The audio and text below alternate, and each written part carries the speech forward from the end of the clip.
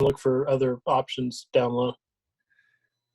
Well, you know what, Grant, again, I don't know. I still believe in John Fulkerson. I do. I know that he's still trying to put the work in to do what he needs to do. He's still a big part of this. And I've seen it happen. I've seen a lot of things in my lifetime in this business. I've seen guys struggle, then all at once the light clicks back on. I've seen guys rolling, then the light goes off. I just don't think you can quit on people that have put everything they've had into the program. And I think that, again, I just believe in him. And that doesn't mean we're not going to have some adjustments that we have to make here or there. But you do that every game. I mean, that goes on in every single game. And I just know that Fulky's trying to do what he can to get it going. And I believe that he can do it. And so that's how I feel about it. Nicholas Hill, then Ryan Schumpert.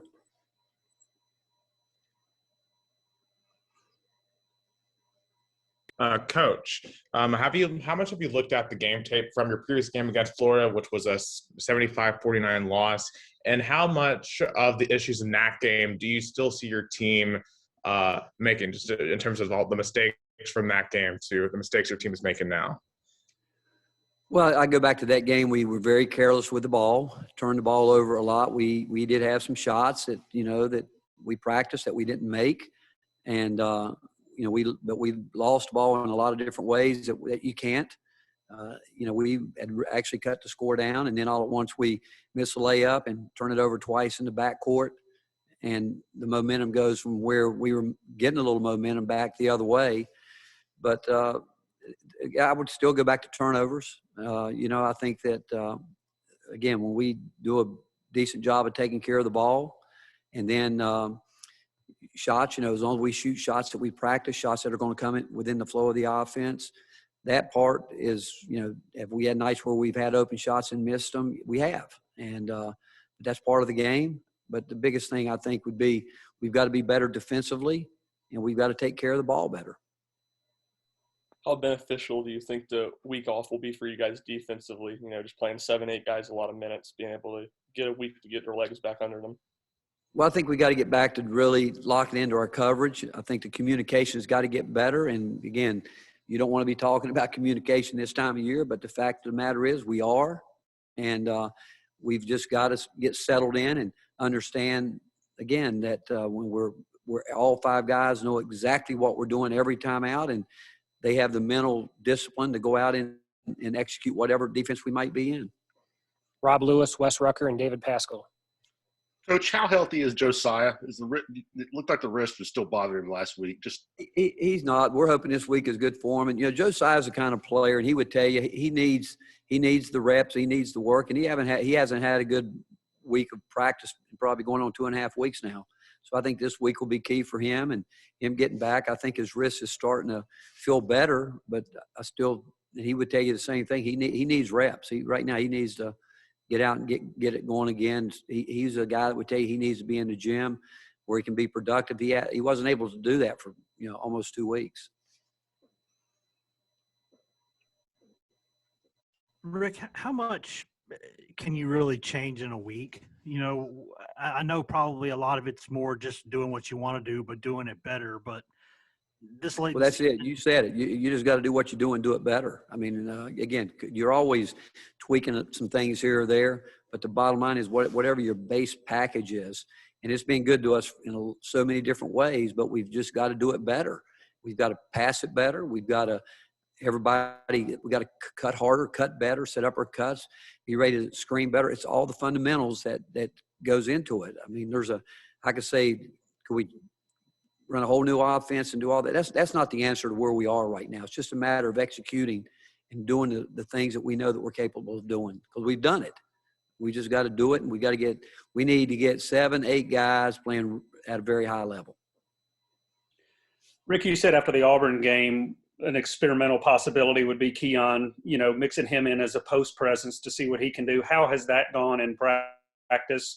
And is that something this late in the ball game that could be effective for you? Well, again, we played that lineup before. We played him at the 4 some this year. And, but to say we're going to put him there exclusively, I don't think we would do that. But even when he's out there, I mean, you guys have watched us. We post our guards. I mean, we have a package. We're trying to get them into posts as much as we can. And all we're trying to do with our guys is try to put them in the best area where we feel that they're most effective and where they feel most comfortable. And we've had various lineups. We've had it before where he's had to go down there and play and do that. Can he do it? He can. But do I think we're going to do it for, the entire game? We won't. Gustavo and Rick Russo. Coach, senior day, the Sunday, I imagine EJ, Eves, and Folky are going to be honored. Their other players are going to be honored. How is it feeling about the senior day this Sunday, as probably some of the players are going to be the last time play at Thompson Bowling Arena? Well, it'll be much different. Obviously, I hope, and I do know our fans appreciate what John and Folky have given us over their time here. And I know that if it were a typical, year where we would have people in here, I think they would really be able to show that appreciation. But those guys have worked hard. They've done, believe me, they really have tried to give everything they have for the program, and they continue to do that. And EJ, he won't go through it. That's his decision. We left it up to all of them how they wanted to handle it, and I think it's the right thing certainly for Folky and Eve. I mean, they all have decisions at the end of the year they have to make, and at that point in time you make it. But one thing I don't want to look back, like the one thing I really wish Grant Williams could have had a senior night. Guys that have been through it have meant a lot to the program. Sometimes it doesn't happen, and actually when I thought about these guys the other day, my thought was that someday how do you recognize guys that come and give you everything they have, but they have a decision, they choose to leave early.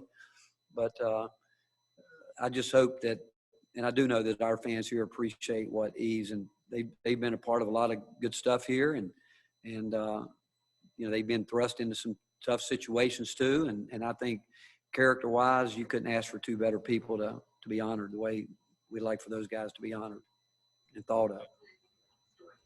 Hey, Rick, a lot has been made about chemistry and confidence. Is that where leadership steps up, and who are those guys right now that are showing the way?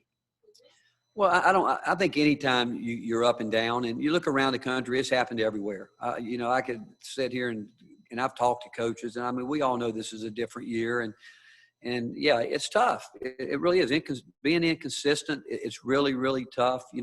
This is a year where,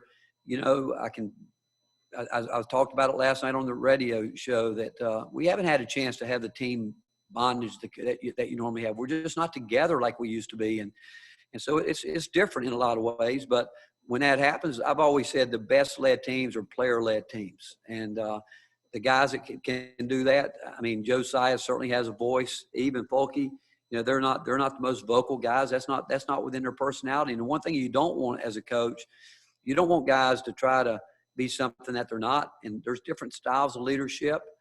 But I was impressed with Keon the other night. I thought he got for the first time. He got vocal. It's taken him all year, but the other night was the first time it happened. To me, that's great. And it doesn't matter what year you are. I mean, what we need to do, we need everybody this time of year. I don't care where you are. I don't care what's happened up to this point. This is where, I think the real competitors come out and they go. And that's why I still think that we got a group of guys that want to win. Vince, Wes Rucker, and Rob Lewis. Rick, considering the year hasn't gone like you expected, and that you want to hold guys accountable and coach them hard, how do you balance that with also trying to give guys confidence to maybe bust out of whatever funks or inconsistent play they've been in? You know what? We're around them every day. We know them. We know them in ways that nobody else does because of what we get to spend time with them. And you know what? You try a little bit of everything. When you see someone struggling, I mean, yes, sometimes you try to encourage them. You just simple words. Sometimes when they're out of it, sometimes you might feel they need to be jolted, whatever it may be. I've always believed the most important thing is to be honest and let them know, one, it's a battle for everybody. They're not the only ones that go through it. Everybody struggles. I've seen it happen in all different sports where, guys get it going, then they don't, and they bounce back. And when you're in sports long enough, you just realize that how quickly it can turn, either good or bad. But the fact is, it goes back to just, you've got to put your work in every day. You've got to be diligent about understanding the fundamentals, understanding what goes into winning, what goes into losing, what goes into you being a good player in terms of when things aren't going well for you. If you're a guy that's a shooter, how can you affect the game if you're not making shots? And so I think that's the most important thing. And that's when you get down to it, it really comes down to understanding your role and you're playing it in terms of, can coaches help guys through that? Yeah, I think they can. But I think more than any, the guys that I've been through that have struggled through it, they're the ones that work their way out of it. And I can say things, but if our coaching staff, tell you guys all the time, we got a great coaching staff. And we got our hands on these guys all the time. We're trying to keep a beat on them and trying to get them going. And it's just that when you're doing this every day and you're living with guys every single day, you can tell when they feel they have the confidence, when you don't. And yeah, do you encourage them? Yeah, you really do. If you feel like they're doing everything they possibly can, but if you feel like they're not doing everything you possibly can, you're not going to. And if you tell them, start trying to being positive when you know they're not doing it, it's not going to work, because we all know what makes it work in sports. And the way you get out of slumps, you work your way out of them, both physically and mentally. Rick, is there anything you can share about your conversations with Fulke about going through senior day? Because I imagine the past month or so is not the film he wants to be putting out there for people. Where is he in his decision-making process? What are you asking me about? About next season, like if he wants to come back. Again, I said it earlier, that's stuff that will be talked about later on. I mean, they have options. I mean, Fulke he got options. He could come back here. He could transfer to another school. He could choose to go the professional route. But I don't think he's thinking about that right now. I don't think he's thinking. I think John Fulkerson is so locked in on because he, like all of us, he wants to help us win. That's all he cares about. Again, yeah, people have called me and said, well, he hasn't had the kind of year that we thought he might have. Well, he knows that too. But he's never made it about himself. If you sit down and talk to him, and have a deep conversation with him, I don't care if it would be me or anybody else, he's going to say, Coach, all I want to do is win. And whatever I can do to help this team win, that's what I want to do. And that's where I think his thought process is. I think that's where I like to think everybody's thought process is. How tough has this been on him? Because I know you talk about all the time how much he cares, and I think anyone who knows him knows that's probably the truth. But how tough has that made this on him? What I'd ask you, how tough do you think it's been on him? Because you guys know him. You know how much he cares. You know how much he loves this university. You know how much he loves his teammates. You know that it's never, ever been about him. Ever. I mean, ever has been about him. And when you have high expectations and you don't live up to them as an individual or as a team, there's disappointments. And but it's not over until it's over. And that's why, again, some people act like we're going to write him out of the script. He's not going to be written out of the script. He's not. And because he's been too loyal. He's worked too hard. And don't think people aren't watching how we handle this whole deal when a senior. I've been through it with seniors. I've been through it with really good players that struggle. But one thing you don't do, you always talk about never quitting, never giving up. And I don't think you can ever quit or ever give up on a player, ever. And especially when you have one that has been as loyal as John has been and has been as good a teammate as you could ever be around. And but you ask the question, does deep down inside, you know what bothers him? He has to deal with it. He has to deal with you guys asking. He has to deal with everybody talking about it. But I can tell you this, I don't know if anybody's handled it any better, because he's had a tough time. But it's not because of his want to or his willingness. He's dealt with some injuries. His hand was really hurt, but he kept playing.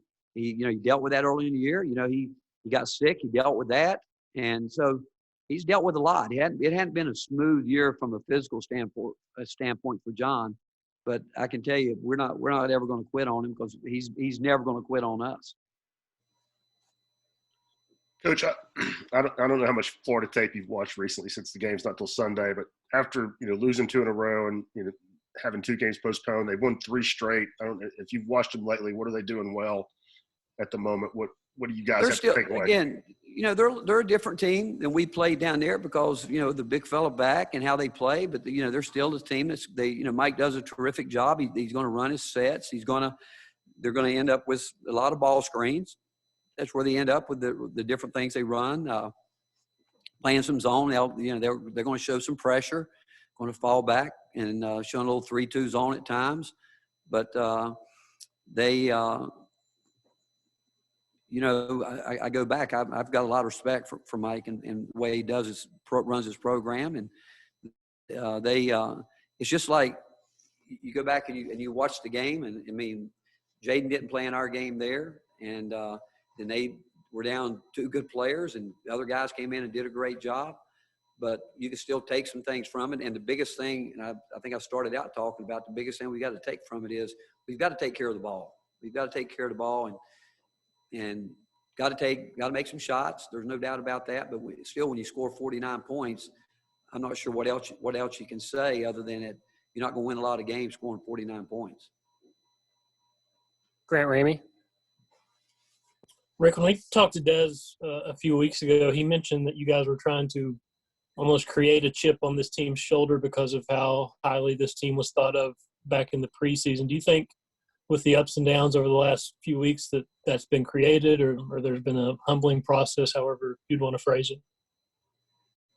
I don't know about, creating a chip on the guy's shoulders, this, that, or whatever. Again, my deal is I want to get guys playing at the highest level they can be playing. And individually, I mean, there's different ploys that you can try to get into motivating. And sometimes, when I think coaches, people talk to you guys ask those type questions. I'm from the old school, you're going to get out of it what you put into it. If we can get ourselves back to practicing at the level that I know we're capable of, and we can get back to competing at the level that I know that we can. And then the question is, why do you have those? Because again, we got guys at work. There aren't many days here where our guys don't put the time in and the effort in that we want.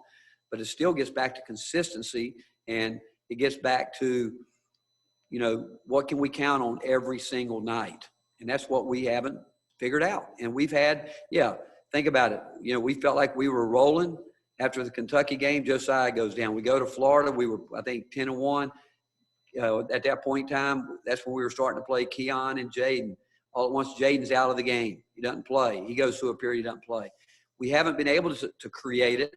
And even though we've got some older guys, we still are playing some younger guys that are understanding some things for the first time, the difficulty of how hard it's going to be every night, going through every game is going to be different. But that's why I'm excited about these guys. And we've told them that, hey, everything we want is still in front of us except a regular season championship. And we've got a chance like anybody else if we can get it going to the way that we want to and get back to, again, almost like it's a new start for us, which there's a lot of teams thinking that way. I mean, I look around college basketball and I see teams that are rolling and they lose 3 in a row. And that's not making excuses. It's just the kind of year that a lot of teams have had. We've had it, but to be where we are right now with some of the things that we've dealt with, some you guys know about, some you don't. In some ways, I'm proud of these guys because we're 2 young guys that have had to learn on the job with a lot less preseason, and have 2 seniors and a guy that I know that cares dearly, has had a really tough year, but yet I can only tell you they're pulling for each other. Coaches know that I know they know that we believe in them, and the biggest thing maybe is that we got to get them really believing in themselves again. If that's what it is, I don't know. I just know it's a really fine line between winning and losing, and the way you do that is that you prepare yourself from a basketball fundamental standpoint. Go out, give it your best effort, do what your game plan is, and then you accept what the outcome is. Gustavo, and then last call for questions. Coach, speaking of chip on their shoulders, first time that Tennessee basketball is not ranked in the AP poll. And how do you see this affecting your team, yourself, and not being ranked? I know you speak before about you don't care so much about ranks, but do you think it affects you guys not being ranked as the season wraps up? I think you guys will probably be surprised how little college players sometimes watch college basketball. And Are they aware of that? I think some point in time, but the fact of the matter is, you think about it, we've been ranked all year up until last week, which, you know, there's a lot of teams that would love to be able to say that. Now, you asked me about rankings. Where do I want to be ranked? I want to be ranked there at the end. That's the most important thing to me. And I realize that rankings can get you good seeds in the tournament and all that. But still, I've coached teams that, I've said it before, that were playing well right now and didn't end up so well. Teams that weren't playing well, and they ended up well. So that's part of the whole season, your whole body of work. And I just like the fact that, you know, think about it, that we've been ranked all year, and now that we're not, is it a big story? I think that shows you how far our program has come. Do we expect to be one of the best programs in the country year in and year out? Absolutely. Do we have the same goals as everybody talks about the blue bloods? Absolutely. And there's no difference. I mean, we got the same goals, and like those teams, we're still in a position to chase those goals. Last question, Wes Rucker. Rick, when you're talking about VJ on the defensive end, you know, he's a guy who's so athletic, and then you watch some of his struggles sometimes. Is that just a lack of concentration or technique, or what all kind of goes into that? I think the biggest thing with VJ, because again, he's committed. He wants to work at it, and he would be the first one to tell you that he knows he's got a lot to learn about the game. What he has to do, he's going to have to, when he's not making shots, he's got to realize I can affect the game another way. He can't let a missed shot or something on the offensive end put him in a state of mind where he's just standing around, where he's not paying attention, where he's not taking care of details. VJ Bailey shouldn't get blown by the way he has at times. And to me, that's when you've got to have a short memory. When you miss shots, missing shots are part of this game. Defensive lapses shouldn't be a part of this game. There's no reason for that. And that's just a matter of being mentally locked in. And I would tell you that I think that's the biggest area that he's got to improve on. And if he can get that down, because he's improved a lot since he's been here, but that's got to be where he's got to really get better. When he's not making shots, he knows he can affect the game in other ways. Thank you, Coach. All right, Thanks, everyone.